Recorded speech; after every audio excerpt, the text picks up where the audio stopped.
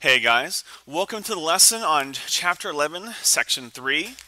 Now, before I start this lesson, guys, I want you guys to answer a question, or at least attempt to, and I want you guys to answer two questions. First off, is aging a disease? Is getting older a disease, or is it something natural? And I want you guys to attempt to answer that question in your student journal. And secondly, is the number of chromosomes you have important?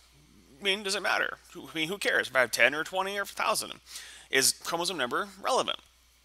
I want you guys to attempt to answer these two questions, and we will revisit them at the end of this lesson. You can maybe give me a better answer at the end. Okay, so I got three goals today, guys. I want you guys to be able to explain what happens when you have an abnormal number of chromosomes.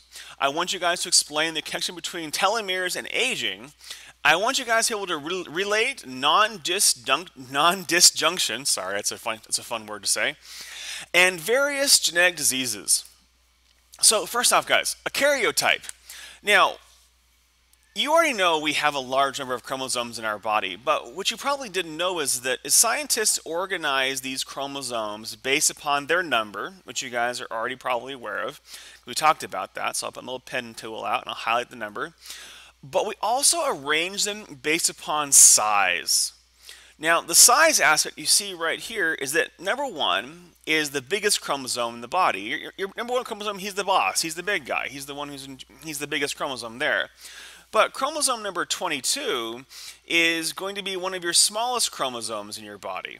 It's not a very big one. It's extremely small, and it's not very important compared to some of the ones before that. And in case you're curious, guys, the Y chromosome is the smallest chromosome in the body. So sorry, guys, if you were thinking the Y chromosome was a big, mean, bad guy. Trust me, he's not. He is the smallest one in the body. And there are no chromosomes smaller than the Y chromosome. Dang it! And you see actually right here, the X chromosome is unfortunately a very big chromosome. It falls in, I believe, somewhere between 5 and 6 and far of size. So the Y chromosome, sorry guys, it's bigger. The X chromosome is bigger, the Y one's smaller. But luckily, it doesn't really matter that much. So a karyotype, guys, is just basically arranging chromosomes in order of size and type. It's a pretty simple idea to understand.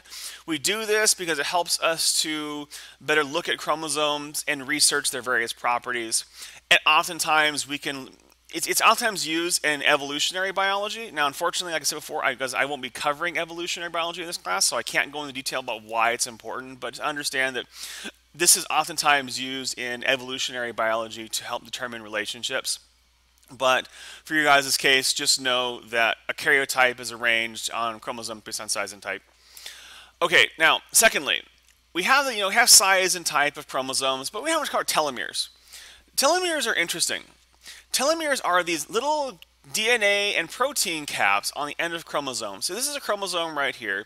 At the very end of it, as my arrow points to right here, you have a telomere.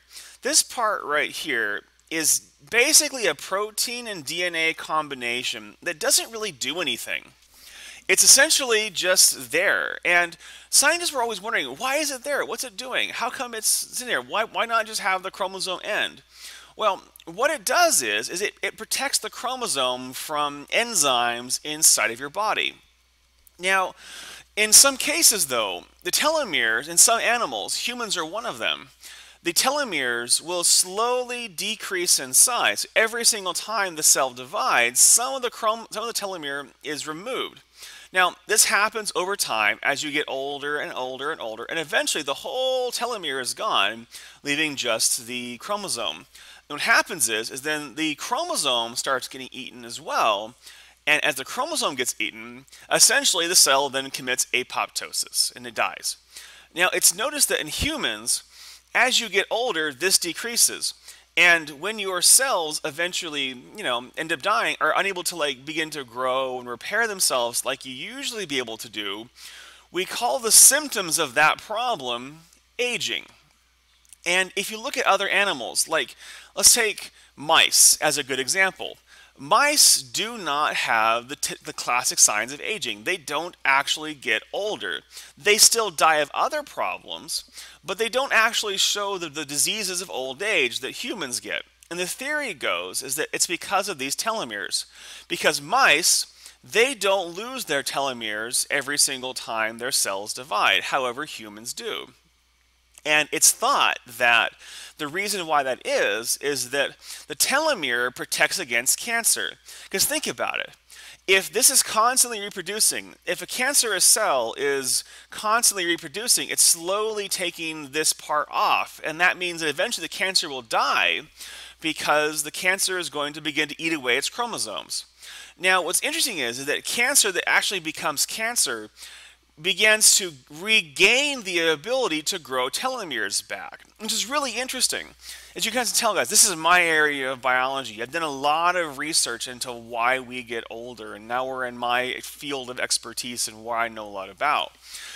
So, it's the thought process is that this telomere right here is involved in the aging process, and in a lot of animals, it doesn't exist, or if it does exist, it's constantly being rebuilt.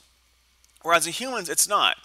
Now, we think, like I said beforehand, that it's because of cancer, that telomeres help prevent cancer. So you're taking a trade-off.